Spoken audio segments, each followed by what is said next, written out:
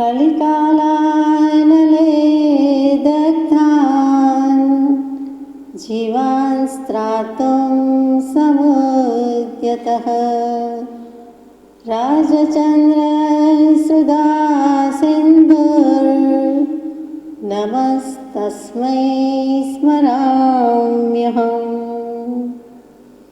समस्तवस्तुमानाय तमोग्ने मितविद्विषे श्रीमते वर्धमानाय नमो नमितविद्विषे। अज्ञानतिमिरान्धानां ज्ञानाञ्जनशलाकया चक्षुरुन्मीलितं येन तस्मै श्रीगुरवे नमः। सत्श्रुतने नमस्कार, असीम उपकारी आत्माने नमस्कार, तारक त्रिपुटीने नमस्कार, महावित्रोने नमस्कार, महाविત્રો સમાન મુરબ્બીઓ મુમુક્ષોને નમસ્કાર। પરમ કૃપાળુ દેવ પ્રણીત વચનામૃતજી અંતર્ગત મોક્ષમાળા શિક્ષા પાઠ 12 2 11 પાઠની વિચારણા આપણે યથાશક્તિ પૂરી કરી। સતદેવ તત્વ, સદગુરુ તત્વ, સદ્ધર્મ તત્વ અવશ્ય જાણવા જોઈએ। તો કોણે જાણવા જોઈએ? તો વાત મૂકે છે ઉત્તમ ગૃહસ્થ અચૂક જાણે। સંસારમાં રહ્યા છતાં પણ ઉત્તમ શ્રાવકો ગૃહાશ્રમથી આત્મસાધનને સાધે છે, તેઓનો ગૃહાશ્રમ પણ વખણાય છે। સંસારમાં રહ્યા છતાં પહેલો જ શબ્દ જે મંગલાચરણમાં કડીકાળ આવ્યો, તેમ અહીંયા પ્રથમ પાઠનો પ્રથમ વાક્ય, પ્રથમ શબ્દ તો સંસાર। એમાં રહ્યા જ છીએ, એમાં સ્થિતિ કરેલી છે, એમાં પ્રવર્તમાન હોવાથી પહેલું જ લખે છે તે સંસાર। તે અપેક્ષાએ તો પરમ કૃપાળુદેવ પણ સદેહે વિચરમાન છે અને તેથી તે મોક્ષમાળા લખી રહ્યા છે ત્યારે તેમને પણ એટલું જ લાગવું પડે કે સંસારમાં રહ્યા છતાં। ત્યાં સંસાર એટલે મોટા થવું, પરણવું, ઘર માંડવું તેટલો જ સંકુચિત અર્થ નથી। સંસાર કહેતા સમય સમયે જીવના ભાવ તો બદલાય જ છે, ફર્યા જ કરે છે, પરિવર્તન, પર્યાય, પલટન બધું થયા જ કરે છે, પણ સંસાર એટલે બધી રીતે બધી બાજુથી સરી પડે છે, કોઈને કોઈ ભાવમાં સરી પડે છે। એ કોઈને કોઈ ભાવનું નામ દેહભાવ, સંસાર ભાવ, વિભાવ, પરભાવ। એટલે સંસરણ કરવું, સરી જવું, પરિવર્તન કરવું, બદલાવવું। આ ખોડિયા કેટલાય બદલ્યા અને હજી બદલીએ, દેહ મૂકી દઈએ, કાયા મૂકી દઈએ, નવા નવા પ્રાણ, નવા નવા દેહ, નવા નવા રીત ભાતથી માંડીને બધું જ ગતિઓની બદલાઈ જાય, સ્થિતિ બદલાઈ જાય તેવું એ બધું પલટન પામે છે, તેનું નામ સંસાર। તેનું જ નામ દ્રવ્ય પરાવર્તન, ક્ષેત્ર પરાવર્તન, કાલ પરાવર્તન, ભાવ પરાવર્તન, ભવ પરાવર્તન, એટલે કે પૂતગલ પરાવર્તનના પ્રકાર, પૂતગલ પરિવર્તનના પ્રકાર, તેનું નામ સંસાર। હર કોઈ બાને જીવ ફર્યા જ કરે છે। પાણી ફુવારામાં રિસાયકલ થયા કરતું હોય, એનું એ થયા કરતું હોય, એ તો કદાચ બદલાતું હોય, અથવા એમાંથી કાળે ક્રમે કંઈક ક્ષાર વગેરે હોવાથી કેટલુંક સુકાઈ જાય વગેરે થાય। અહીંયા તો આત્મા આ ગતિથી તે ગતિ, તે ગતિથી પેલી ગતિ, એમ 4 ગતિ, 24 દંડક, 84 લક્ષ જીવીઓને વિશે હંમેશ પરિભ્રમણ કર્યા કરે છે, અનાદિકાળથી કરે છે, પણ એનો અંત છે। અનાદિકાળથી આદિ નથી। આત્મા એક દિવસે શરૂ થયો, ઉગ્યો, જન્મ્યો એવું નથી, હતો જ, છે જ, બધાના છે જ, પણ એનો અંત આવી શકે છે, મોક્ષે જઈ શકે છે। તો મોક્ષમાં યાને કે સિદ્ધશિલા પર સિદ્ધ ગતિમાં પણ એનું અસ્તિત્વ તો છે જ, એટલે સિદ્ધાત્મા તરીકે તો રહે જ છે। એક વખત આત્મા તરીકે કોઈ બહાર પડ્યો થયો એટલે પછી એનું અસ્તિત્વ તો શાશ્વત સનાતન કાળ માટે છે, પણ ત્યાં સંસાર કહેવાતો નથી, ત્યાં સિદ્ધ કહેવાય છે। કેમ કે એણે જે સાધવાનું છે એ સાધી લીધું, સાબિત કરી લીધું। એ કેવી રીતે? તો કે સંસારમાં રહ્યા છતાં પણ ઉત્તમ શ્રાવકો ગૃહાશ્રમથી આત્મસાધનને સાધે છે। ઉત્તમ, તમ અંધકાર, અજ્ઞાનરૂપી અંધકાર છે। જ્ઞાન હોય તો ભય નથી, અજ્ઞાન છે તો ભય છે, અજ્ઞાન એ જ અંધારું છે, એ અંધકારનો ભય બધાને છે। તો ઉત્તમ, તો એ તમસ અંધકારનું ઉન્મૂલન કરી નાખ્યું છે, એટલે મિથ્યાત્વ, રાગ, દ્વેષ, અજ્ઞાન તો હવે રહ્યા નથી, અથવા થોડા ઘણા રહ્યા છે। થોડાક કશાય ગયા, થોડાક કંઈક ખપાવાના બાકી છે. તો ઉત્તમ શ્રાવકો કયા છે? જેવા તેવા કયા નથી. એક તો ઉત્તમનો અર્થ સમજવાનો છે, વળી શ્રાવકનો સમજવાનો છે. સાધારણ ભાષામાં, વ્યવહાર ભાષામાં ઉત્તમ એટલે આપણે આદર્શ કહીએ છીએ, શ્રેષ્ઠ કહીએ છીએ. સૌથી ઊંચા, સૌથી સારા અને આદર્શ હોય, કંઈ આઈડિયલ હોય, કરવા જેવું હોય, જેનું અનુકરણ કરવા જેવું, તે ઉત્તમ કહીએ. સૌથી સારા, સૌથી ઊંચા. અને પછી અહીંયા તો કે રાગ દ્વેષ અજ્ઞાન મિથ્યાત્વ જાય તે ઉત્તમ. અને શ્રાવક શું? આ તો જૈન પરિભાષા આવી ગઈ. ઉપર લખ્યું છે ઉત્તમ ગૃહસ્થ અને શરૂઆત થઈ છે શ્રાવકથી. તો ગૃહસ્થ જુદું, શ્રાવક જુદું. ગૃહસ્થમાં બધાને લઈ લીધા, જેન્ટલમેન, આઈડિયલ પર્સન, તે બધા આવી ગયા. અને જ્યારે શ્રાવક કહ્યું ત્યારે તરત જ વિભાજન કરી નાખ્યું, વિશેષપણે વહેંચી લીધું. શું? તો કે શ્રવક, જેને સતની શ્રદ્ધા છે, જેને સત અસતનો વિવેક છે અને જેની ક્રિયા સત છે, સદાચરણવાળી છે, સાચી છે, સારી છે, સમ્યક છે, તેનું નામ શ્રાવક છે. શ્રાવક કહેતા એને સમ્યક દર્શન તો હોવું જ ઘટે, તો જ એને શ્રાવક કહ્યું જાય. આપણે તો જન્મ્યા, પરમ કૃપાળદેવની ભક્તિ કરતા હોઈએ એટલે મુમુક્ષુ કેવડાવીએ અથવા થઈ ગયા માનીએ. અને જૈન કુળમાં જન્મ્યા અથવા તો જૈન ધર્મ અંગીકાર કર્યો હોય તો આપણે શ્રાવક માની લઈએ. તેમ તો નથી. ખરા અર્થમાં શ્રાવક કહેતા જ એને શ્રદ્ધા હોય, સતની શ્રદ્ધા હોય, આત્માની શ્રદ્ધા હોય. પાપ પુણ્ય, જીન ભગવંત, અરિયંત ભગવંત, કેવલી પ્રરૂપિત તત્વ, સર્વજ્ઞ નિવાણી ઇત્યાદિ તત્વોની શ્રદ્ધા હોય, અચળ શ્રદ્ધા હોય, શુદ્ધાત્માની શ્રદ્ધા હોય અને સાચા ખોટાનો, સારા ખરાબનો વિવેક હોય, તે વિવેક પછી જળચેતનનો વિવેક પણ આવી ગયો એટલે આત્મજ્ઞાન આવી ગયું. અને એનો પછી જે વ્યવહાર, પ્રવૃત્તિ, ક્રિયા, ચેષ્ટા છે તે બધું સમ્યક હોવાથી ત્યાં ક્રિયા કહ્યું છે. એટલે શ્રાવકમાં શ્રદ્ધા, વિવેક, ક્રિયા અને આગળ આવી જાય તે સત, તો તેને ઉત્તમ શ્રાવક કહ્યો છે. અને અહીંયા શ્રાવકના શાસ્ત્રોમાં ભેદ પાડ્યા છે: પાક્ષિક શ્રાવક, નૈષ્ઠિક શ્રાવક અને ઉત્તમ શ્રાવક અથવા સાધક. પાક્ષિક થોડું ઘણું કરી શકે, નૈષ્ઠિક હંમેશા કરી શકે અને ઘણા બધા વ્રત નિયમ પછાણ હોય. અને છેવટનો સાધક તે તો ઉત્તમ ગૃહસ્થ, ઉત્તમ શ્રાવક, ઉત્તમ મુનિ થઈને રહે છે, મોક્ષે જઈને રહે છે. એટલે ત્રણેય સ્થિતિ બતાવી છે. બહુ વિચારવા જેવું છે. શ્રાવકાચારની વાત વખતે આપણે નિરાંતે લઈશું. એ શું કરે છે? તો કે ગૃહાશ્રમથી ભલે ને ઘર માંડીને રહ્યા છે, ગૃહ એટલે ઘર, ઘર-બાર છે, પણ પછી એમાં પણ આત્મસાધનને સાધી શકે છે. જુઓ, 4 આશ્રમની વ્યવસ્થા હતી ત્યારે બ્રહ્મચર્ય આશ્રમ, ગૃહસ્થ આશ્રમ, વાનપ્રસ્થ આશ્રમ અને સંન્યસ્ત આશ્રમ. જાણે કે કોઈ એક જીવનું વધુમાં વધુ 100 વર્ષનું આયુષ્ય હોય, એના બરાબર 4 ભાગ પાડે. એટલે પહેલી 25 બધા ભલે ગધા 25 કહે, પણ જ્ઞાન લેવાની 25 છે. બ્રહ્મચર્ય અવસ્થામાં, વિદ્યાર્થી અવસ્થામાં રહીને જેટલી વિદ્યા ભણાય તેટલી, એટલે પહેલાં 25 વર્ષ સુધી તો સારી રીતે ભણ્યા સિવાય જાણે કાંઈ કરવાનું નથી, એમ કહી દીધું. અને બ્રહ્મચર્યનું પૂરેપૂરું પાલન કરવાનું છે. ત્યાર પછી ગૃહાશ્રમ કયો, 25 થી 50 વર્ષ માત્ર, એટલે વચ્ચેના 25 વર્ષ થયા. અને ત્યાર પછી વાનપ્રસ્થાશ્રમ કયો, આપણે જેને વન પ્રવેશ કહીએ છીએ, વનમાં આવી ગયા તે. અને ત્યાર પછીનો તે સંન્યસ્ત આશ્રમ. એ જ 4 વસ્તુ જીનાગમમાં પણ મૂકેલી છે. તો એમાં અહીંયા ગૃહાશ્રમ સૌથી વધારે વખણાય છે. 4 આશ્રમમાં પહેલો નંબર ગૃહાશ્રમને કયો છે, બ્રહ્મચર્ય આશ્રમ કે સંન્યસ્ત આશ્રમને કયો નથી. કેમ કે બધા આશ્રમનું પોષણ ક્યાં થાય છે?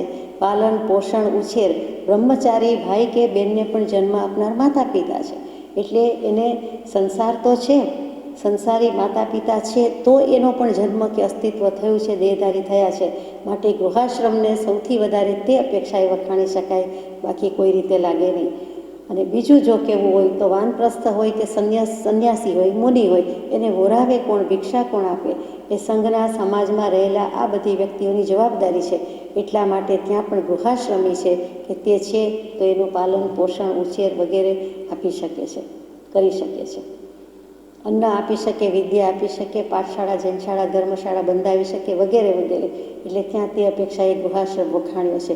પણ ખરેખર તો માનવ જન્મ મળ્યો છે તો બ્રહ્મચર્ય વ્રત ધારણ કરીને સાચા બ્રહ્મચર્યમાં, આત્મામાં રહેવા માટે મોક્ષે જવાનો પ્રયાસ જ દરેક જીવે કરવા યોગ્ય છે. એ પહેલી વાત છે. જીનાગમમાં આ બોધ ઠામ ઠામ આવે.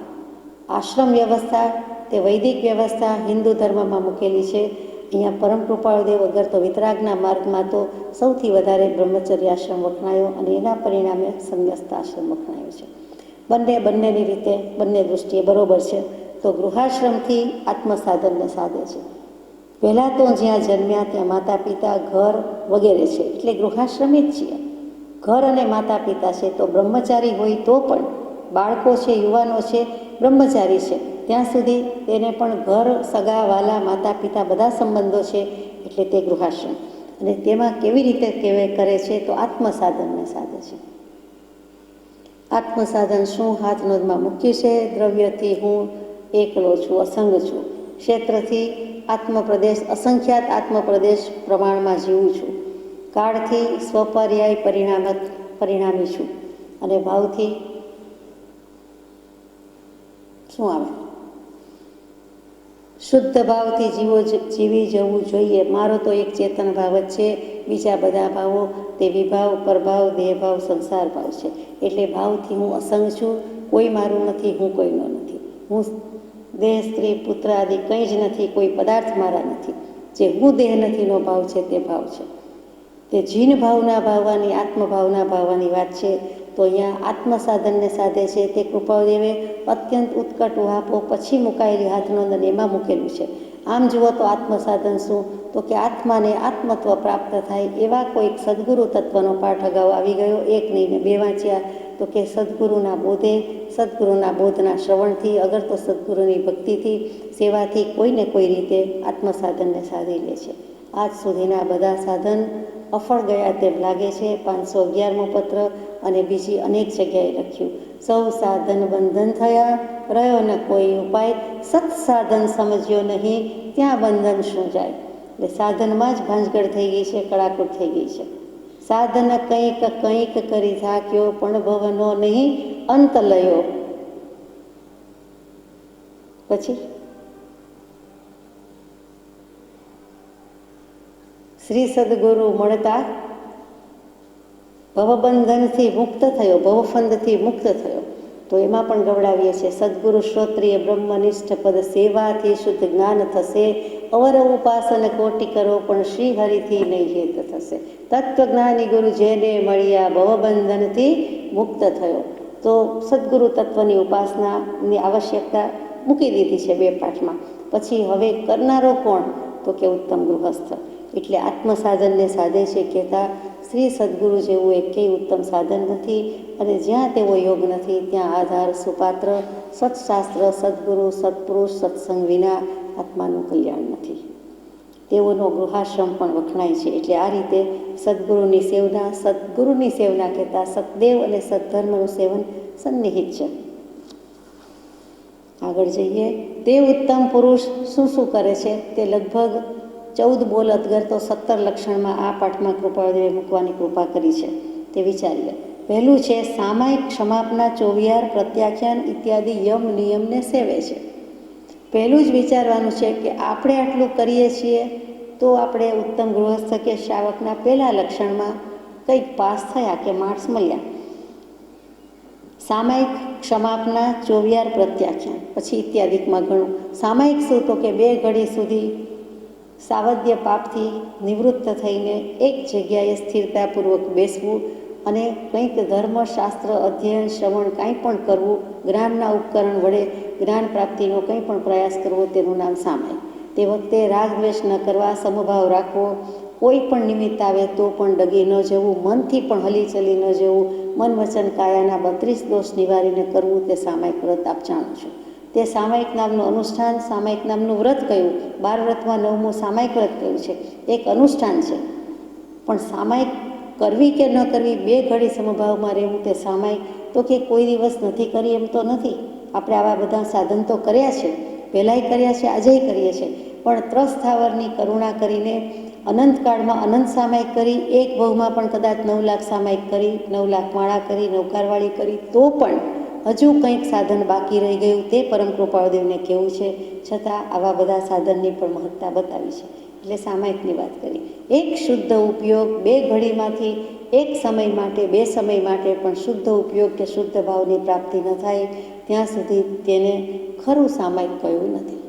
સામાયિક વ્રત, સામાયિક અનુષ્ઠાન, ધ્યાન કહેવાય, સામાયિક કહેવાય, પ્રતિક્રમણ કહેવાય, પણ કહેવાય. ખરા અર્થમાં સામાયિક કર્યું હોય તો આ દશા ન હોય. ખરા અર્થમાં સામાયિક કરવું એટલે સમભાવની પ્રાપ્તિ, સમ્યક દર્શનની પ્રાપ્તિ. એક સમય માટે, 2 સમય માટે, થોડા વખત માટે પણ આત્માને આત્માનું ભાન થવું, તેનું નામ સામાયિક છે. અને તેને જ અમે મુનિઓનું ખરું સામાયિક કહ્યું છે, બધાનું સામાયિક કહ્યું છે. એમ શાસ્ત્રોક્ત વાણી છે. સુયગડાંગજી સૂત્રની સાક્ષીએ કહેવાય છે. પરમ કૃપાળદેવે એક પત્રમાં પણ મૂક્યું છે, ઘણું કરીને 491માં, સંબુજ્જ સંબુજ્જ કિમ ન બુજ્જ, જીવો બુજો બુજો કેમ બોધ પામતા નથી. અને પછી લખ્યું કે દ્વાદશાંગીનું સળંગ સૂત્ર આમાં સમાય છે અને તેને જ અમે મુનિઓનું ખરું સામાયિક કહ્યું છે. બધા સાધન કર્યા છે, પણ બીજા બધા સાધનને પ્રધાન રાખવાની બદલે આત્મ સાધનને પ્રધાન રાખવાનું છે કે આત્મા ક્યાંથી પ્રાપ્ત થાય, આત્મ સ્વરૂપની કેવી રીતે પ્રાપ્તિ થાય. સ્વરૂપનો લક્ષ્ય, સ્વરૂપનું ભાન શ્રી સદગુરુદેવના ઉત્કૃષ્ટ નિમિત્ત વિના થવું જીવને બહુ મુશ્કેલ છે. તેવી સામાયિકની આજ્ઞા કરી. પછી બીજી ક્ષમાપના. ક્ષમાપના તો દિવસમાં 2-3-4 વાર બોલીએ છીએ, પણ ખરા અર્થમાં એકવાર લઈએ તો પણ પર્યાપ્ત છે. સાચી ક્ષમા, સાચું પ્રતિક્રમણ, સાચા સ્વભાવનું ભાન, તેને ઉત્તમ ક્ષમા કહી. તો એ ખરી ક્ષમાપના જીવ લેતો નથી.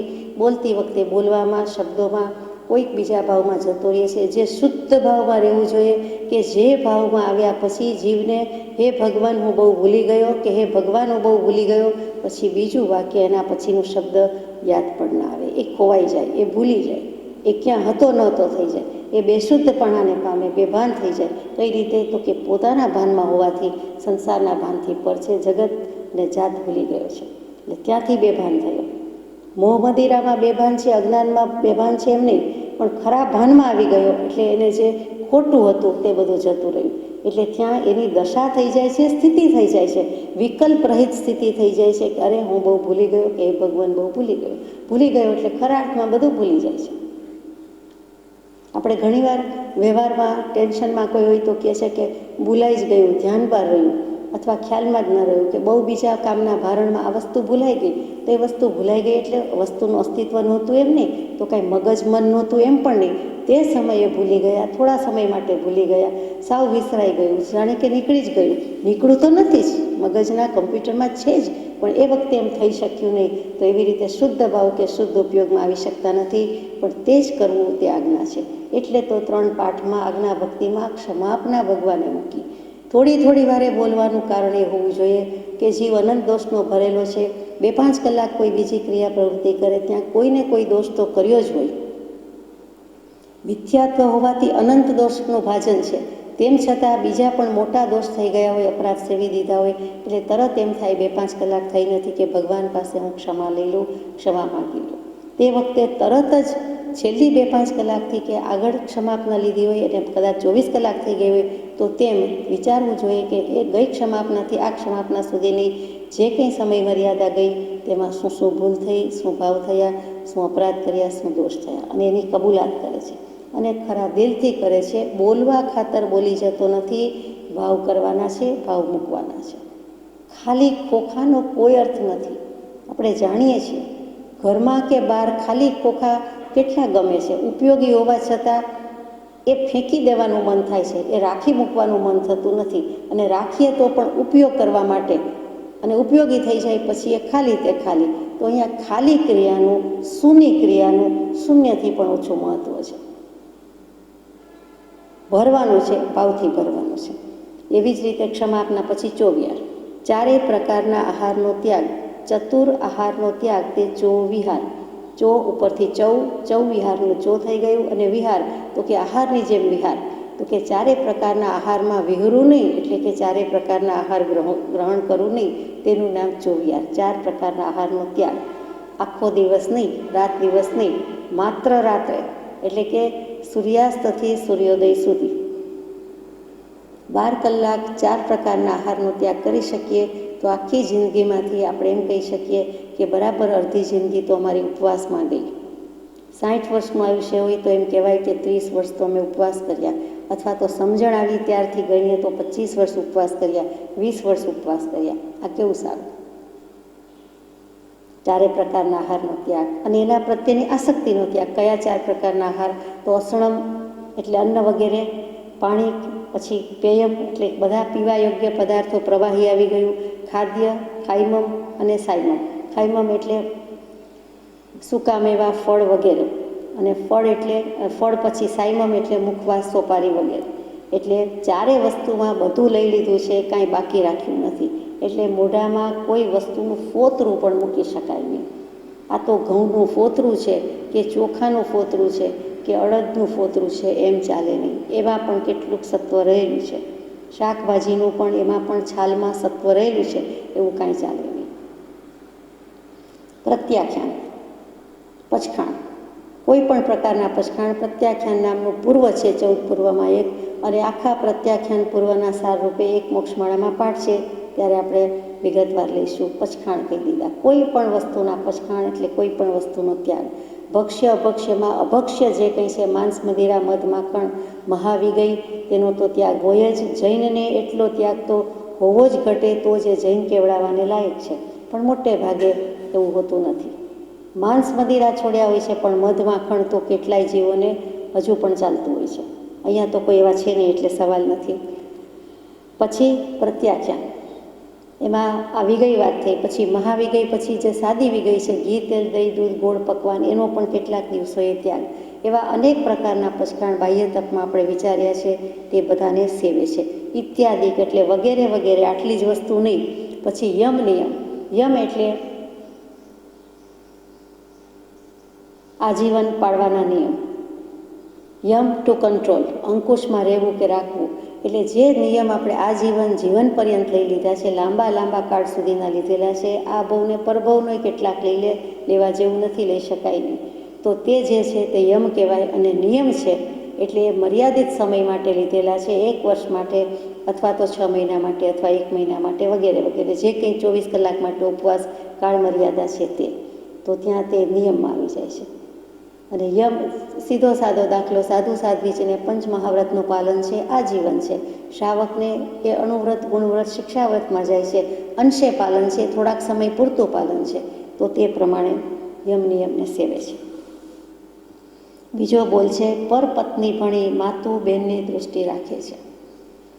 બીજાના પત્ની તે બીજાના પત્ની, એના પ્રત્યે કાં તો મા જેવો ભાવ છે અને કાં તો બેન જેવો ભાવ છે. ત્યાં 5 ઇન્દ્રિય અને મનને સંપૂર્ણપણે વશ રાખીને વર્તે છે. કોઈકની કન્યા હોય, કુંવારી કન્યા હોય, અહીંયા તો પત્ની જ લખ્યું છે, પણ સ્વાભાવિક વાત થઈ જાય છે, તો એ કોઈકની ભાવિ પત્ની થનાર છે. ભલે ત્યારે કુંવારી કન્યા છે, તો તેના પ્રત્યે પણ એ હજી જ્યાં સુધી અદત્ત છે, વાગદત્તા પણ નથી અને અદત્તા છે, એટલે કે એનું વ્યભિચાર નક્કી થયું નથી, 2 બોલની વાત થઈ નથી, રૂપિયો નાળિયેર અપાયો નથી, ક્યાંય કોઈ બંધાયું નથી, તો તે વખતે એ કોઈની ન કહેવાય એમ કરીને કોઈ જીવ કુદૃષ્ટિ કરે અથવા તો કાંઈ વિચાર કરે અથવા તો તેની સાથે સ્નેહ બંધન વગેરે હોય અને પછી તેની સાથે લગ્ન ન પણ કરે, તો ત્યાં પણ તેને દોષ કેટલોક લાગી જાય છે. બહુ સમજવા જેવી વાત છે કે આ તો કુંવારી છે, આ તો વિધવા હતા અને પછી કર્યું છે, તો એમ નહીં. તેની સાથે એક કોઈના નથી એમ નહીં, કાં તો ભૂત પ્રજ્ઞાપનીય નહીંથી કોઈના હતા અને કાં તો ભાવિ પ્રજ્ઞાપનીય નહીંથી કોઈના થવાના છે, તો એની બદલે તેના પ્રત્યેનો રાગ, પ્રેમ, સ્નેહ અને પછી તેની સાથે સંબંધથી બંધાવું નહીં, તો તે ચાલે નહીં. તે દૃષ્ટિ ખોટી છે, સ્નેહ દૃષ્ટિ છે, કામ દૃષ્ટિ છે, અને તે દૃષ્ટિ રાગ તો ક્યારેય કરવાની આજ્ઞા નથી. ગૃહાશ્રમ હોય તો ભલે હોય, તો પર પત્ની ભણી અને માનો કે બધું જ છે, તો પોતાના પત્નીની બદલે બીજાના પત્ની પ્રત્યેનો અત્યંત ગાઢ સ્નેહ કે આસક્તિ, કે આમના પત્ની બહુ સુંદર છે, આમના પત્નીનો સ્વભાવ બહુ સારો છે, થી માંડીને જે કંઈ ભાવ આવી જાય છે, પ્રેમ વસ્તુ જુદી છે, સ્નેહ અને રાગ વસ્તુ જુદી છે. એમના ગુણ પ્રત્યે જે પ્રેમ ભાવ છે, આદર ભાવથી વંદન કરીએ તે જુદી વાત છે, અને ક્યાંય પણ સ્નેહ રાગ આસક્તિથી ભાવ થઈ જાય છે, તે કુદૃષ્ટિ જેટલો જ દોષ છે. માટે ઉત્તમ શ્રાવક અગર ગૃહસ્થ તો આવી દૃષ્ટિ સેવે નહીં, રાખે નહીં. કૃપાળુદેવે થોડાકમાં ઘણું કહી દીધું છે. શાસ્ત્રોમાં પણ આવે, માતૃવત પરદારેશું પરદ્રવ્યેશુ લોષ્ટવત. બીજી કોઈ પણ સ્ત્રી એટલે તેને માતા સમાન ગણો, અગર બેન સમાન ગણો, અને બીજો પરદ્રવ્યેશુ લોષ્ટવત એટલે બીજાનું ધન છે, પરચુરણ છે, પૈસો છે, લક્ષ્મી છે, ચેક છે, મારે શું કામના છે, તો કે લોષ્ટવત લોટ જેવા છે. બરબર ભૂકો ચૂરો થઈ ગયો, કંઈ કામમાં આવે નહીં, ભૂકો કરી દીધો એને બધા પૂતગલ પરમાણુ જાણે વેરાઈ જાય, ખરી જાય, એની કોઈ કિંમત નહીં, તો કે એવી રીતે લોટ સમાન ગણવાનું છે. બીજાનું દ્રવ્ય આપણને કામનું નથી. તો અહીંયા એ જ શ્લોકમાં આગળ આવે છે કે માતૃવત પરદ્રવ્યશું યહ પશ્યતિ સહ પશ્યતિ, અને આત્મવત સર્વભૂતેષુ, બીજા બધા જ જીવો છે તેને પોતાના આત્મા સમાન ગણે છે. આ ગરોળી, આ વંદા, આ અણગમતા, આ વાંદર બહુ તોફાની, આ ગાય સૌથી પવિત્ર, પણ આ જોવું ન ગમે તેવું, આ ભાગી જવાનું મન થાય એવું, એમ નહીં. કોઈના પ્રત્યે વિસૂળ, અરુચિ, અણગમો બિલકુલ નહીં. બધા જંતુ છે, બધા આત્મા છે, બધામાં જે શક્તિ છે એ જ મારામાં છે, મારામાં જે શક્તિ છે એ જ એનામાં છે. કયો જીવ ક્યારે આગળ જાય, ક્યારે પાછળ જાય ખબર નથી, અત્યારે પણ શું હાલ હોય ખબર નથી. માટે કોઈના પ્રત્યે કોઈ વિષમ દૃષ્ટિ નહીં રાખતા, અસમાન ભાવ નહીં રાખતા, સમદૃષ્ટિ રાખવાનું છે. અને જો એ કરી શકે, જગત આત્મરૂપ જોવામાં આવે કે માનવામાં આવે, આત્મવત સર્વભૂતેષુ યહ પશ્યતિ સહ પશ્યતિ, તેનું જોયું કયું જાય છે તે જ ખરેખર જુએ છે. બાકી તો બધા ચક્ષુ હોવા છતાં જોતા નથી, એટલે કે અંધ છે ત્યાં સુધી જ્ઞાની પુરુષે કહી દીધું. સહેલું નથી ઉત્તમ ગૃહસ્થ થવાનું એમ લાગે. ત્રીજો બોલ મૂક્યો છે, યથાશક્તિ સત્પાત્રે દાન દે છે. યથાશક્તિ, શક્તિમ અનતિક્રમ્ય, પોતાની શક્તિને ગોપવ્યા સિવાય, ઉલ્લંઘન કર્યા સિવાય, ઓળંગ્યા સિવાય. એટલે શક્તિ બહાર ગજા ઉપરાંત નથી કરતા. એવી જ રીતે ગજાની જે કાંઈ છે કેપેસિટી છે, શક્તિ છે, એને પણ મર્યાદામાં રહે છે, એને પણ વાપરે છે. આ તો ગજાની બહાર નહીં જવાનું, પણ શક્તિ હોય એને રાખી મૂકવાની એમ પણ નથી કરવાનું, એને ગોપવ્યા સિવાય એને વાપરવાની છે. આટલું બળ તો જોઈએ, હવે ભલે રહ્યું, આટલી શક્તિ તો જોઈએ, એટલે કામ આપવાનું, વધારે કામ નહીં આપવાનું. આંખ છે તો એની પાસે કેટલું કામ લેવાય, પછી ઊંઘવાની બળ પણ હોવું જોઈએ ને એનામાં. આંખ બંધ રહી શકે એટલું હોવું જોઈએ ને, તો થોડુંક રાખી મૂકીએ અને આંખ બંધ રાખી દઈએ કે ઊંઘી જઈએ તો તે ઠીક નથી. એવું દરેક વસ્તુમાં લાગુ પડે છે. તો યથાશક્તિ એટલે શક્તિની મર્યાદામાં રહીને પણ સાથે ઉલ્લંઘન કર્યા સિવાય, જેટલું માપ છે તેટલું તો ભરવાનું. એક પાણીના વાસણમાં ભરવાનું હોય, એક ગ્લાસ ભરવાનો હોય તો છલકાવી દેવાનો નથી, ગજા ઉપરાંત ભરવાનો નથી, પણ જેટલું પીવું હોય એટલું, અથવા જેટલું જરૂરી હોય એટલું, અથવા જેટલી એની શક્તિ છે ત્યાં સુધી તો ભરી શકાય ને, ત્યાં સુધી તો ભરવું જોઈએ ને. એમ કહે છે કે એટલે શક્તિના બંને અર્થ થયા, યથાશક્તિના. અને સત્પાત્રે દાન દે છે. દાન દેવામાં દાતાના પણ ગુણ હોય, એની નજર હંમેશા નીચી હોય. એ કોણ દાન લઈ જાય છે, કોને આપું છું, એના સામું આંખ મિલાવે નહીં, નજર મિલાવે નહીં, ત્યારે તો એ દાતાનું પહેલું લક્ષણ પૂરું કર્યું કહેવાય. એ જોવા પણ નવરા નથી, જોવે પણ નહીં. પોતે કંઈક આપે છે એવો ભાવ અને સામો કંઈક લે છે એવો ભાવ, એનામાં કંઈક યાચકતાનો અથવા તો જરૂરિયાતવાળા છે એવો ભાવ, એ ભાવ ખરો દાની જોઈ શકતો નથી, જોવાની આજ્ઞા પણ નથી. જેમ કોઈ ગાય છે, એને કંઈક કોઈ જમાડતું હોય, કંઈક ખાવાનું આપતું હોય, દાણ નીણ વગેરે મૂકતું હોય, તો એને ખોરાકમાં રસ છે. એ દેનારો કે દેનારા કોણ છે, દેનારી કોણ છે, એમ એના પ્રત્યે લક્ષ નથી. એને મમ્મમથી કામ છે, ટપટપથી કામ નથી. મોટા ભાગે એવું હોવું જોઈએ. એવી જ રીતે સાધુ ભગવાન, સાધ્વીજી ભગવંતને વરાવીએ તો આપણી નજર નીચે હોય, આપણો લક્ષ તેમના પ્રત્યે ન હોય, એના કરતાં તેમનો લક્ષ પણ આપણા પ્રત્યે ન હોવો જોઈએ. એટલે કોઈ રાગ દ્વેષ થવાનું રહેતું નથી, એ પ્રયોજન નથી. એ વસ્તુ સામે ને પાત્ર સામે દૃષ્ટિ હોય. લક્ષ્મણજીની વાત ને સીતાજીની વાત, કે એના ઝાંઝર જોયા છે, પગે લાગ્યા છે, દરરોજ વંદન કર્યા છે, પ્રણામ કર્યા છે, તો માત્ર ઝાંઝર સામું ધ્યાન, બીજું કાંઈ ખબર નથી. તો એવી જ રીતે અહીંયા કીધું છે કે યથાશક્તિ સત્પાત્રે દાન દે છે. જેને આપે છે તેના પ્રત્યે દૃષ્ટિ નથી. એટલું જ નહીં, તે પાત્ર જીવ છે કે કેમ. સત્પાત્ર, સાચું પાત્ર કોણ છે, તો કે જગન્ય અને ઉત્કૃષ્ટ. તો મોટે ભાગે તો સમ્યક દૃષ્ટિ છે એ સત્પાત્ર છે, અને પછી ઉત્કૃષ્ટ સત્પાત્ર તો કે મુનિ ભગવાન છે, એટલે કે સમ્યક દર્શન પણ છે, અને પછી મુનિ એટલે દીક્ષા પણ લીધી છે એવા સાધુ સાધ્વીજી, ઋષિ મુનિ જે કોઈ આગળ થઈ ગયા કે પૂર્વાચાર્ય થઈ ગયા, અથવા અત્યારે આપણને કોઈ એવાનું કદાચ લક્ષ થઈ જાય, ભાન થઈ જાય, ઓળખાણ પડે અને એવા હોય તો તે છે.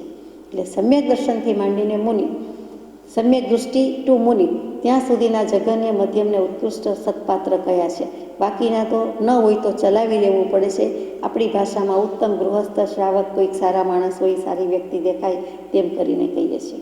બાકી દાન કહેવાતું નથી. આહારદાન, ઔષધદાન, અભયદાન, વિદ્યાદાન વગેરે દાન. એમાં અન્નદાન અંદર આવી ગયું. આહારમાં અન્નદાન લઈ લીધેલું છે. વિદ્યાદાન અને જ્ઞાનદાન કહી દીધું છે. અભયદાન આવી ગયું છે. અને દા કહેતા જ આપી દેવું, દઈ દેવું, તેનું નામ દા. દા ઉપરથી દઈ દેવું, દેવું, આપવું. અને દાન, મ નહીં પણ દાન, દામ, દાન, મ સ્થિતિ સૂચક છે. દામ પૈસો, જ્યાં સુધી આપણી પાસે છે ત્યાં સુધી દામ, અને આપી દઈએ એટલે દાન. એમાં નિયમ છે શાસ્ત્રોમાં કે પા ભાગ, કુલ આવકનો પા ભાગ તો હંમેશા દાન આપી જ દેવું જોઈએ. દાન ધર્મ ખાતે જ હોય. 25% થયા, 25%. એકાની, બે આની 5%, 10મો ભાગ, 6ઠ્ઠો ભાગ, 5મો ભાગ, એ પછી વાણિયા થોડો વિચાર કરે એટલે ઓછું ઓછું કરતા ગયા, અને બીજા બધા પણ ઓછું ઓછું કરતા ગયા. હકીકતમાં મૂળમાં એક ભાગ દાન ધર્મ ખાતે છે અને એક ભાગ સંચય કરવા માટે છે. બચત જોઈએ, કાલની ચિંતા કરવાની છે એમ કરીને આ જમાનામાં વધારે લાગુ પડે છે. કાલની ચિંતા મોટા ભાગનાને હોતી નથી. એટલે સેવિંગ્સ એન્ડ ઇન્વેસ્ટમેન્ટ બંને આવી ગયું. પછી ઇન્વેસ્ટમેન્ટ કઈ રીતે? તો કે જે કંઈ એ કરી રહ્યો હોય એમાં એને નોકરી ધંધામાં વાપરવાનું હોય, લિક્વિડિટી, તો એ જે કંઈ કેશ જોઈએ કે જે કંઈ ધન જોઈએ તેના માટે છે, વાપરવા માટે. અને બીજું ભાગનું 25% અંગત ખર્ચ માટે વાપરે. એટલે અંગત એટલે વેરી પર્સનલ નહીં, પોતે અને પોતાનો પરિવાર જો બધાને પાળવા પોષવાના હોય તો આ રીતે ભાગ પાડેલા છે જ્ઞાની પુરુષોએ, પણ મોટા ભાગના તેમ કરી શકતા નથી, પણ કરવા યોગ્ય છે. જરાય હરખાઈ જવા જેવું નથી કે આપણે તો આપણી પાસે છે એના 2%, 5%, 10% તો દર વખતે નિયમિતતાથી વાપરીએ છીએ. જરાય નહીં. 25%ની તો આજ્ઞા છે, એમાંથી 5-10%માં પણ આપણે સંતોષાઈ જવા જેવું નથી. વિચારવા જેવી વાત છે. અને મુખ્ય ભાર સત્પાત્રે, યથાશક્તિ વળી સત્પાત્રે અને આપવું.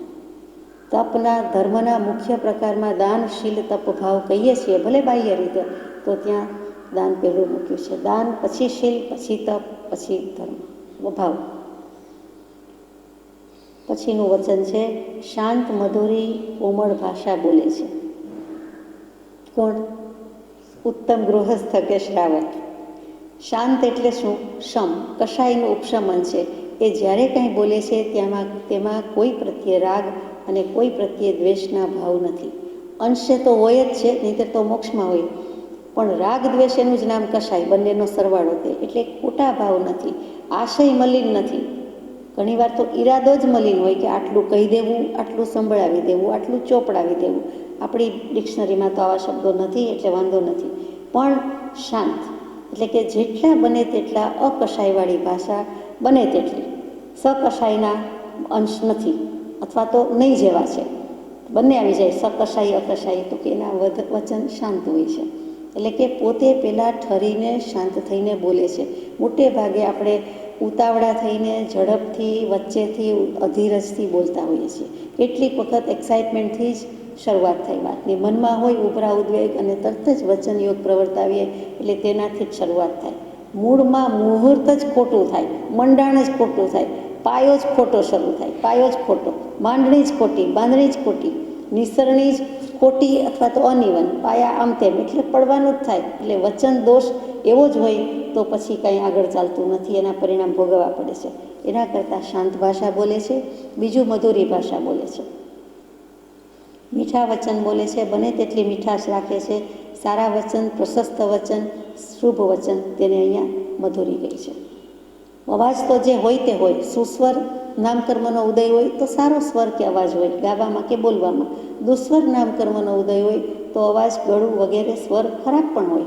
પણ જે બોલવાનું છે, જે બે બોલની કિંમત છે, તે રત્ન છે. તે જેમ તેમ વેડફી નાખવા કે વાપરી નાખવા જેવા નથી.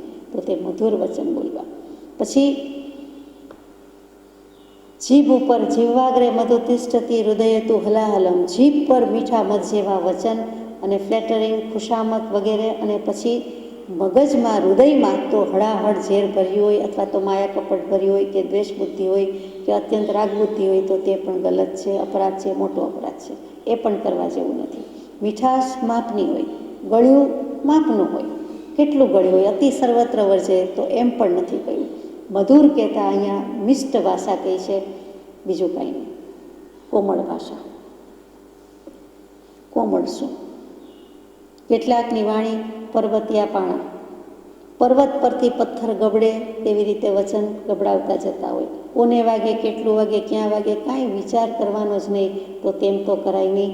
કોમળ ભાષા પહેલાં શાંત થવું, સ્થિર થવું, સ્વસ્થ થવું, અને પછી આ હું જે બોલું છું એનું પરિણામ શું આવશે, અથવા આ વચન સામાન્ય કઠોર લાગશે, કર્કશ લાગશે, એવો કંઈક ભાવ, તો એક કોમળતા છે. અંતઃકરણની કોમળતા એ જીવેનો પહેલો ગુણ છે.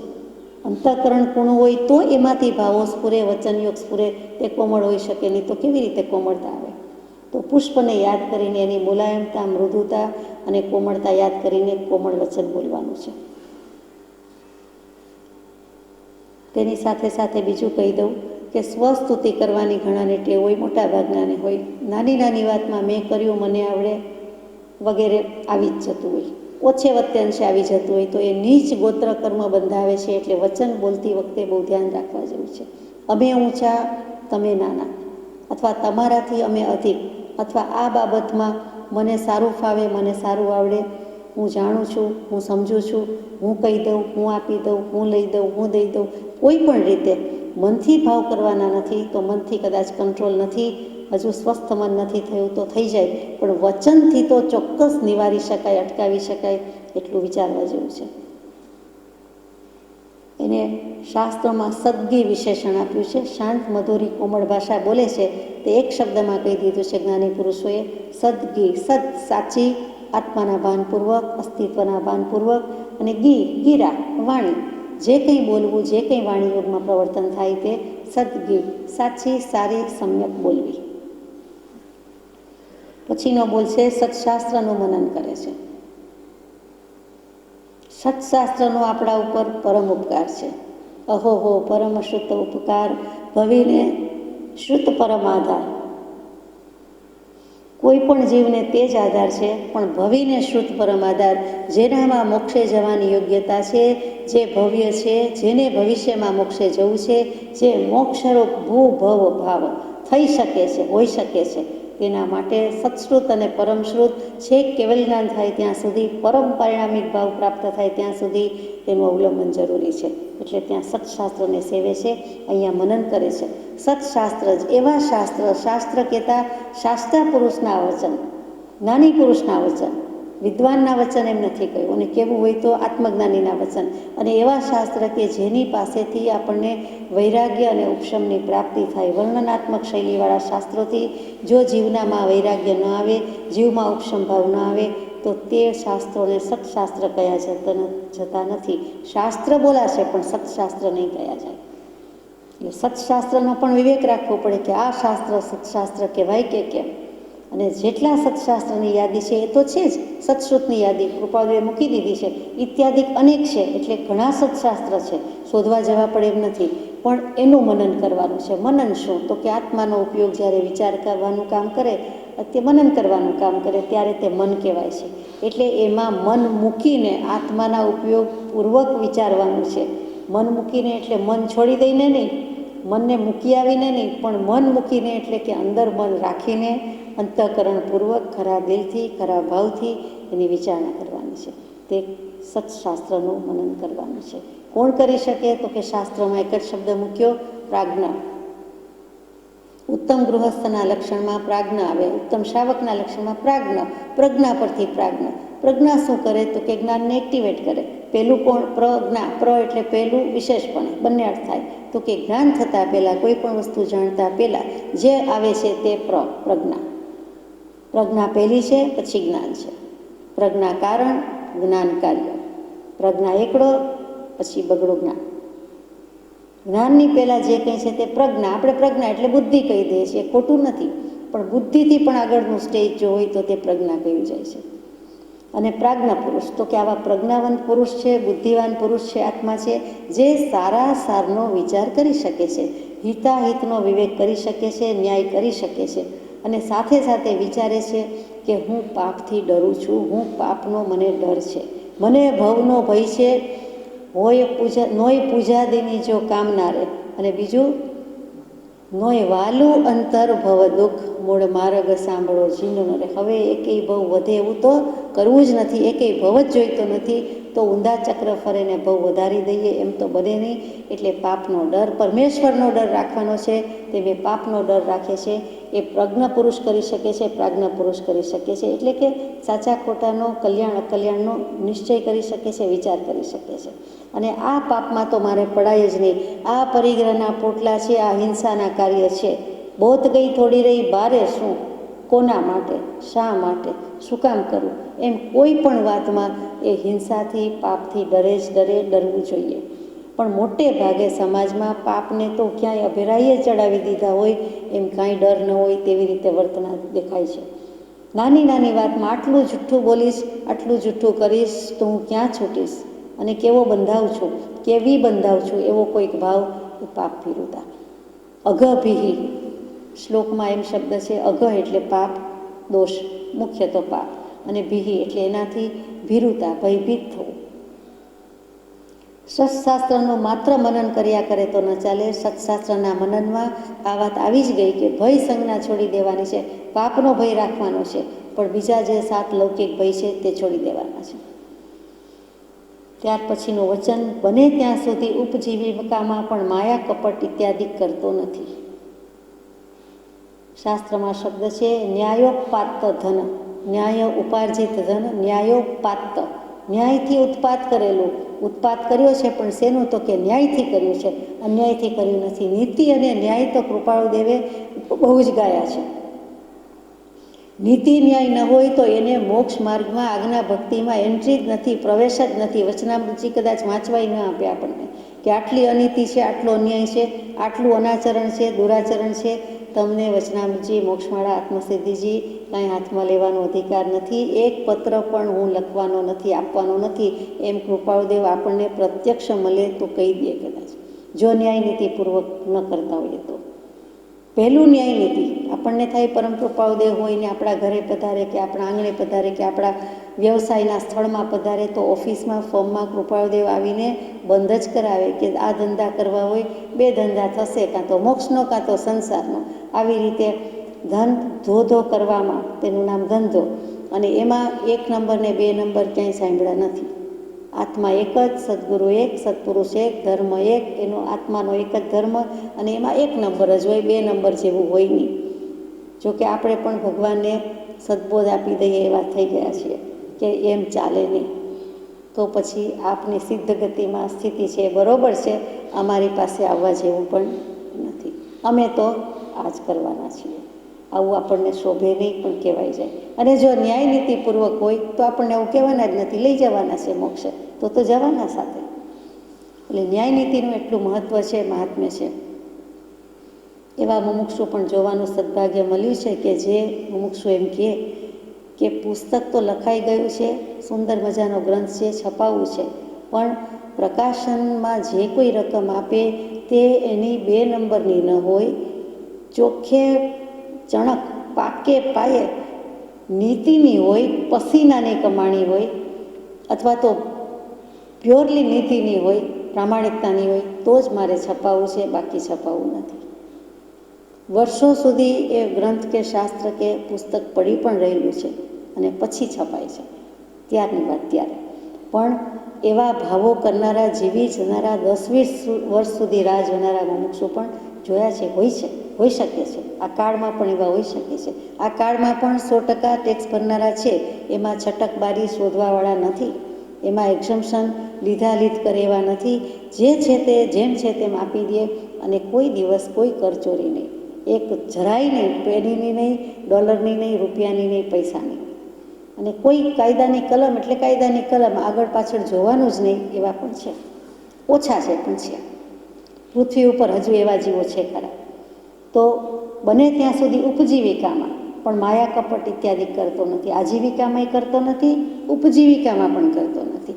ધર્મ માટે જેનું જીવન છે તે ઉપજીવિકા, અને એમાં પણ માયા કપટ ઇત્યાદિ કરતો નથી. આપ કહેવાના છો કે માયા કપટ વિના કેવી રીતે થાય? માયા કપટ કંઈ રસ્તામાં પડ્યા છે? કોની પાસે છે? આત્મામાં છે. આત્મા કરે તો થાય. આત્માના ભાવે જ માયા કપટ છે ને, કોઈ વસ્તુ થોડી છે.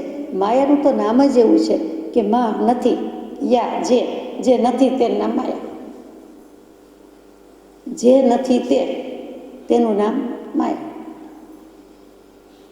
અને કપટ શું? તો કે પટ વસ્ત્ર આવરણ, અને ક એટલે ખરાબ. વચ્ચે ખરાબ આવરણ આવી જાય છે, વચ્ચે ખરાબ કવર આવી જાય છે, આચ્છાદન આવી જાય છે. આપણી ભાષામાં પડદો. આતમને ઓજલમાં રાખમાં પૂજારી તારા, આતમને ઓજલમાં રાખમાં. સાવ સાચી વાત છે. આ જ કપટ, આ જ છદ્મસ્થતા. અને જીવ પોતે પોતાના જીવત્વને એટલે શિવત્વને ઓળખી શકતો નથી. આત્મામાં રહેલું પરમાત્મ તત્વ, અંતરાત્મ તત્વને ઓળખી પીછાણી શકતો નથી. આ જ આવરણ, આ જ બહિરાત્મ દશા છે. એનું જ કારણ છે. પછીનો બોલ છે, સ્ત્રી પુત્ર માત તાત મુનિ અને ગુરુએ સગડાને યથાયોગ્ય સન્માન આપે છે. સ્ત્રી પુત્ર પહેલાં લઈ લીધા છે આમાં, પછી માત તાત લીધા છે. માવતર ઉત્તમ ગૃહસ્થ હોવાથી સ્ત્રી પુત્ર પહેલાં લઈ લીધા છે, વાઇફ એન્ડ ચિલ્ડ્રન, કેમ કે ગૃહસ્થ કયા છે. પછી એ જ્યાંથી છે, જેમના થકી છે, જેમના ઉપકારી છે, જેમનો એમના ઉપર ઉપકાર છે તેવા માત તાત માવતર માવિત્રો લઈ લીધા. અને મુનિ અને ગુરુ, આ બધાનો સમાવેશ મુરબ્બીજનો ગુરુજનોમાં થાય. એકમાત્ર ગુરુજનો શબ્દ કહીએ એટલે ત્રણેય આવી જાય. માતા પિતા પણ આવી જાય એટલે માત તાત વગેરે માવિત્ર વગેરે.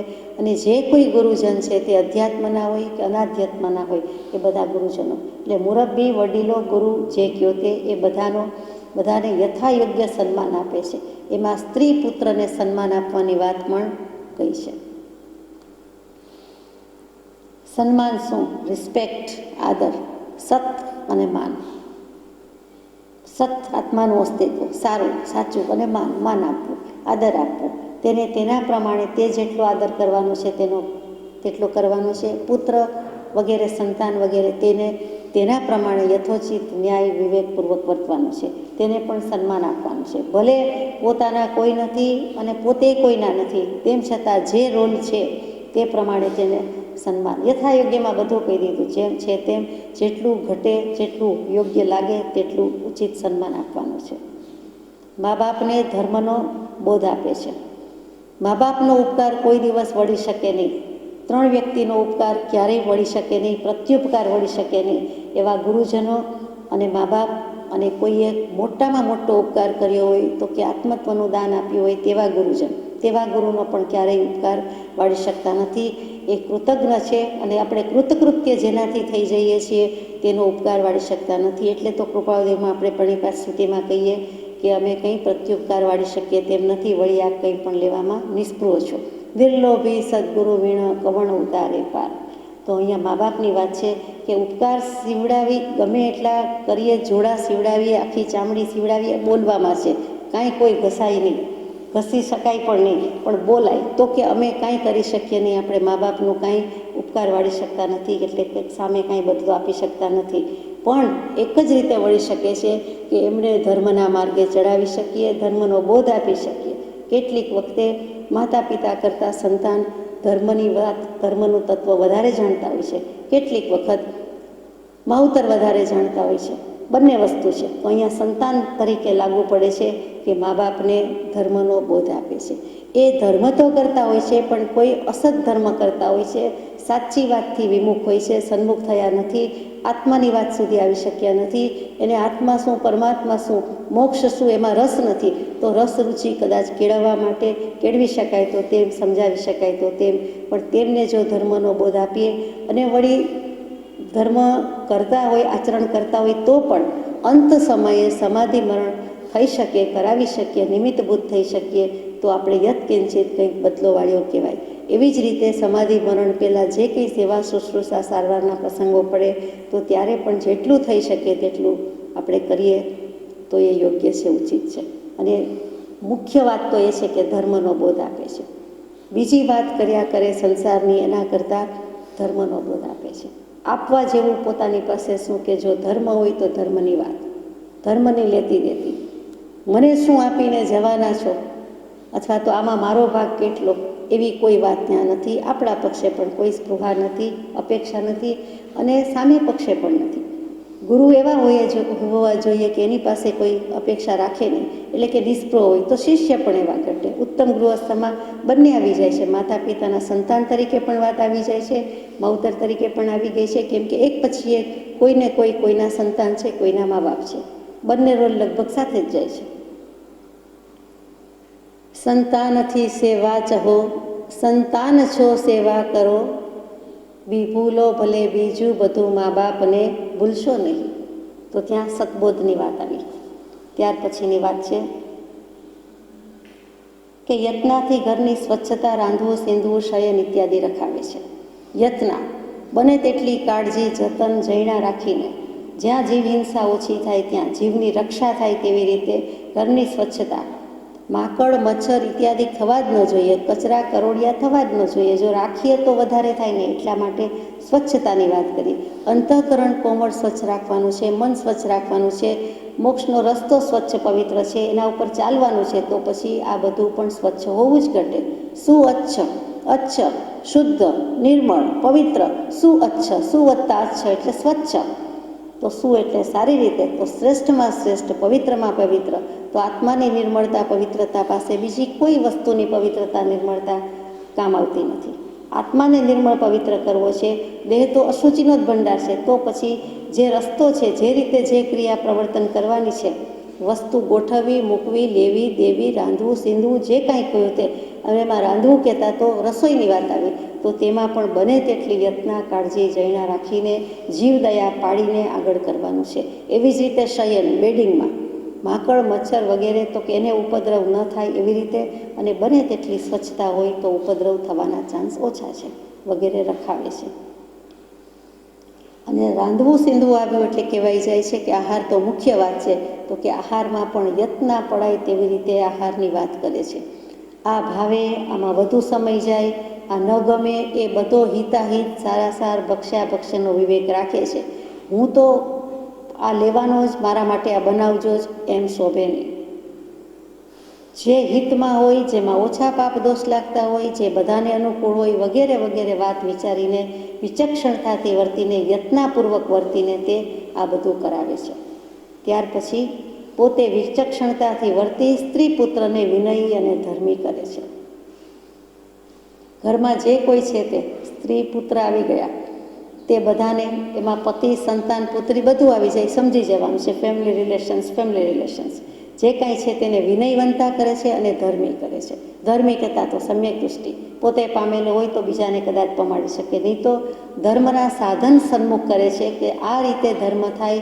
ધર્મ તો આને કહેવાય છે, તમે જેને માની લીધો છે તે તો બાહ્ય ક્રિયા છે, બાહ્ય ત્યાગ છે, બાહ્ય આડંબર છે, પણ સાચો ધર્મ તો આ છે, એમ કરીને ત્યાં લઈ જાય છે. અને વિનય શીખવાડે છે કે આટલો વિનય તો આપણા પક્ષે ઘટે જ, એટલે પોતે વિનયી થાય તો કદાચ બીજાને વિનય ગુણ પ્રગટાવી શકે. પોતાનામાં જ વિનય ન હોય તો બીજાને શું આપી શકે? એટલે કે છે વિનય કરે છે એટલે બંને આવી ગયું, પોતે હોવો જોઈએ અને પોતે કરાવી શકતો હોવો જોઈએ. કૃપાળદેવે ધીમેકથી બધું લખી દીધું. વિનય થવું નહીં, વિનય હોવું એમ નહીં, વિનય હોવો જોઈએ એમ નહીં, પણ વિનય કરે છે, વિનયી અને ધર્મી કરે છે. તું પણ વિનય ગુણ પ્રગટાવ એટલે તારું જોઈને બીજા પણ શીખે. તું પણ ધર્મ પ્રાપ્ત કર તો પામ્યો હોવાથી બીજાને પમાડી શકે. કેવી રીતે? તો વિચક્ષણતાથી વર્તે. વિચક્ષણતાની વાત તો થઈ છે કે લાંબુ ટૂંકું, આગળ પાછળ, દીર્ઘ દૃષ્ટિથી વિચારે તે વિચક્ષણતા. વિશેષ પ્રકારે વિચારી શકે, જોઈ શકે તે વિચક્ષણતા. અને જીવને આત્માની આરોગ્યતા, મહત્તા, પવિત્રતા અને ફરજનું ભાન રાખીને જે વર્તી શકે તે વિચક્ષણતા. ત્યાર પછી છે સઘળા કુટુંબમાં સંપની વૃદ્ધિ કરે છે. કુટુંબ કોને કહેવું? પોતે એક, પોતે બે, પોતાના એક બે એટલું જ કુટુંબ કે આખું જ કુટુંબ?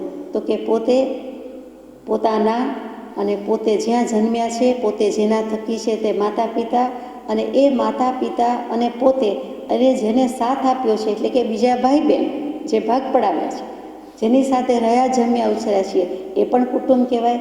એવી જ રીતે જે માતા પિતા છે એમના જે કોઈ ભાઈ બહેન છે એ પણ એવી જ રીતે સાથે રહ્યા, જન્મ્યા છે ને પછી આવ્યા છે, તો એ પણ કુટુંબ કહેવાય. એટલે કેટલો કુટુંબ કબીલો મોટો થાય, વડલો મોટો થઈ ગયો, વટવૃક્ષ મોટું થઈ ગયું. તો સઘળા કુટુંબમાં સંપની વૃદ્ધિ કરે છે. થાય તેટલો સંપ રાખે છે. થાય તેટલો તો બોલાઈ ગયું, આમાં તો એકલો સંપ લખ્યો છે. સંપ વિધે જ રહે છે અને સંપ હોય તો એનો વધારો કરે છે. એવા કુટુંબ બહુ જ ઓછા જોવા મળે છે. આ વસ્તુનું બહુ મહાત્મ્ય છે. સંપ ત્યાં જંપ. જ્યાં સંપ છે ત્યાં શાંતિ છે, નિરાંત છે, જંપ છે. નથી ત્યાં અજંપો છે અને લગભગ અજંપાની જ આખી દુનિયા વહેતી હોય, રહેતી હોય તેવું દેખાય છે. એટલે વિચારવા જેવું છે. ત્યાર પછીનું વચન છે, આવેલા અતિથિનું યથાયોગ્ય સન્માન કરે છે. અતિથિ નાસ્તિ તિથિ યસ્ય સહ, પહેલેથી કહે નહીં, ફોન કરે નહીં, કાગળપત્ર લખે નહીં, ચિઠ્ઠી ચપાટી મોકલે નહીં અને સીધા જ આવીને ઊભ્યા રહે નારાયણ નારાયણ, નારદજીની જેમ, અથવા તો કોઈ ભિક્ષુકની જેમ કે જેવી રીતે સાધુ સાધ્વીજી ધર્મલાભ કહીને પધારે અથવા તો એમ જ પધારે છે તે, તો એ અતિથિ કહેવાય. અને એવી જ રીતે એમનામ જ ઘરે ટપકી પડે જેને કહીએ છીએ, મહેમાન આવી જાય છે, તે પણ અતિથિ કહેવાય કે જેની તિથિનું ઠેકાણું નથી. અતિથિ શબ્દ બહુ મજાનો છે. તિથિ એટલે ઇન્દ્રિય, તિથિ એટલે દિવસ, તારીખ, વાર. આપણે તિથિ પાડવી તે બીજ, પાંચમ, આઠમ વગેરે કહીએ તો ખરું જ. તિથિનો એક અર્થ ઇન્દ્રિય. અતિથિ એટલે જેને ઇન્દ્રિયો હોવા છતાં ઇન્દ્રિય પાસેથી કામ લેતા નથી, પાંચ ઇન્દ્રિયના વિષયમાં જેનું પ્રવર્તન નથી અથવા ઓછામાં ઓછું છે તેનું નામ અતિથિ. એટલે કે આપણે સાધુ સાધ્વી, સંયમી, ત્યાગી, વૈરાગી કહીએ છીએ તે. એટલે એવા અતિથિનું એ યથાયોગ્ય સન્માન કરે છે. ન કરીએ તો પછી દુર્વાસાનો શ્રાપ આવે, એટલે કરવું જ ઘટે. આવેલા અતિથિનું યથાયોગ્ય સન્માન કરે છે. જ્યાં જ્યાં જે યોગ્ય છે તહા સમજવું તે. સાધુ સાધ્વીજી હોય તો તે પ્રમાણે, ભિક્ષુક હોય તો તે પ્રમાણે, બ્રાહ્મણ આંગણે આવ્યા હોય તો તે પ્રમાણે, અને ઘરના કોઈ એવી રીતે આવી ગયા હોય તો તે પ્રમાણે, અને અતિથિ જેને કહી શકાય એવા હોય તો તે પ્રમાણે પણ યથાયોગ્ય સન્માન કરવાની આજ્ઞા છે. યાચકને ક્ષુધાતુર રાખતો નથી. આમ તો કોઈ યાચક થઈને આવતો નથી, પણ માનો કે કોઈ કંઈક માગવા આવ્યો તો, એટલે કે ભિક્ષા આહારી, એટલે આપણને ભિખારી શબ્દ બોલવો ગમતો નથી. મૂળમાં ભિક્ષા આહારી છે. સાધુ સાધ્વીજીએ સંઘ સમક્ષ પછાણ લીધા છે, એટલે રૂઆભેરની પણ અમુક ડિગ્નિટીપૂર્વક આવી શકે છે, સન્માનપૂર્વક આવી શકે છે, સમાજની માન્યતાપૂર્વક આવી શકે છે. બીજા કેટલાક છે તે માન્યતા વિનાના છે, જેને આપણે ભિખારી કહી દઈએ છીએ. એ પણ ભિક્ષા માટે, આહારની ભિક્ષા માટે જ આવતા હોય છે. એવી જ રીતે કેટલુંક સીધું લેવા બ્રાહ્મણ પધારતા હોય છે, કેટલીક વિધિ માટે પધારતા હોય છે. એ બધા ત્યાં યાચક કયા છે. યાચકમાં પણ ઘણી સૃષ્ટિ મોટી છે. અહીંયા સંતોષ રાખીએ છીએ આટલી વાતથી. તો ક્ષુધા તો રાખતો નથી, એ ભૂખ્યો છે તો ભૂખે કુ અન્ન દે. કબીર સાહેબની સાખી પણ જૂની જાણીતી છે, દયા ધર્મ કા મૂલ, પાપ અમૂલ અભિમાન. તો કે ભૂખ્યાને ભોજન તો હંમેશા આપવું. એને ક્ષુધા તો રાખતો નથી, કેમ કે બભુક્ષિત કિમ ન કરો તે પાપમ. ભૂખ્યો માણસ કયું પાપ નથી કરતો, અર્થાત ગમે તે પાપ આચરે છે, કરે છે, માટે તેમ કરવા યોગ્ય નથી. તેની ભૂખનું શમન થાય એટલે કાંઈક તો આપી જ દેવું. કાંઈક લેફ્ટ ઓવર હોય તો આપવું, નહીં તો જે કાંઈ હોય તૈયાર હોય તેમાંથી આપી દેવું, પણ એને ભૂખ્યો રાખવો નહીં. એટલે કે દયાળુતા ગુણ હોવો જોઈએ, દુઃખ દૂર કરવાની વૃત્તિ હોવી જોઈએ અને દયાળુ હોવો જોઈએ. ઉત્તમ ગૃહસ્થ છે, શ્રાવક છે. ત્યાર પછી છે સત્પુરુષનો સમાગમ અને તેઓનો બોધ ધારણ કરે છે. હો સત્પુરુષના વચનામૃત, મુદ્રા અને સત્સમાગમ. હવે આગળ જવું છે આત્માની વાતમાં, તો કે અભ્યુદય થાય, ઉન્નતિ થાય. આત્મા કદાચ મોક્ષ નહીં જઈ શકે તો ઓછા તો ભવ થશે, સમ્યક દર્શન તો લેશે, સ્વર્ગમાં જશે, દેવલોકમાં જશે. લક્ષ્ય તો ધર્મનો, મોક્ષનો જ છે. એટલા માટે એનો સમાગમ કરે છે, એના સત્સંગમાં રહે છે અને તેઓનો બોધ ધારણ કરે છે. જે કંઈ કહે છે તેને પોતાના ઉપર ધારણ કરે છે. ગમે તેટલી ઠંડી હોય ને ગમે તેટલું સુંદર ઓઢવાનું આપણને કોઈ આપે અથવા આપણે રાખીએ, મૂકીએ, પણ જો વાપરીએ નહીં, ઓઢીએ નહીં તો આપણી પાસે જ પડ્યું હોય પણ આપણે ઓઢીએ નહીં, બ્લેન્કેટ, ધૂસો, બેડશીટ, શાલ જે પણ હોય તે, તો એનો અર્થ સરે છે? સરતો નથી, ઠંડી લાગે જ છે. મૂક્યું હોવા છતાં, બાજુમાં રાખ્યું હોવા છતાં, કોઈએ આપ્યું હોવા છતાં, આપણે તૈયાર કરીને મૂક્યું હોવા છતાં પણ અનફોલ્ડ કરીને, ઘડી કાઢીને, વાળેલું હોય એમાંથી કાઢીને, તૈયાર કરીને પણ ઓઢવું પડે છે. તૈયાર કરેલું હોય તો પણ કેટલીક વાર એસાઇડ કરી દઈએ, નથી ગમતું, ઠંડી નથી લાગતી, અને બાજુ પર મૂકી દઈએ તો બાજુ પર મૂકી દેવાની વાત નથી. સત્પુરુષનો બોધ ગજવામાં લઈને ફરવાની વાત નથી. અને સાચું પૂછો તો ગજવું એટલે ગજા પ્રમાણે જેટલું સમાય તેટલું લઈ અને ધારી રાખવાનો છે. સ્થિર રાખવાનો છે, પોતાની પાસે ટકાવી રાખવાનો છે, પાસ કરી દેવાનો નથી સત્પુરુષનો બોધ. મેં સાંભળ્યું, મેં વાંચ્યું, મને ગમ્યું, તમે પણ વાંચજો, તમે પણ સાંભળજો. બીજાને શું આપી દેવાનું છે? આપણે સમાવો, સમજીને સમાવો. આપણે તો પહેલાં કરીએ તો તે સત્પુરુષનો બોધ ધારણ કર્યો કહેવાય. ગ્રહણ, શ્રવણ, અહીંયા ધારણ કયો છે એટલે કહેવાય જાય છે. આનું નામ ઓઢ્યું કહેવાય. અંગીભૂત કર્યું, દીક્ષા અંગીકાર કરી. એમ જે કંઈ બોધ છે, દીક્ષા છે, તે અંગીભૂત કરી, અંગીકાર કરી તો ધારણ કર્યું કહેવાય. સમર્યાદ અને સંતોષયુક્ત નિરંતર વર્તે છે.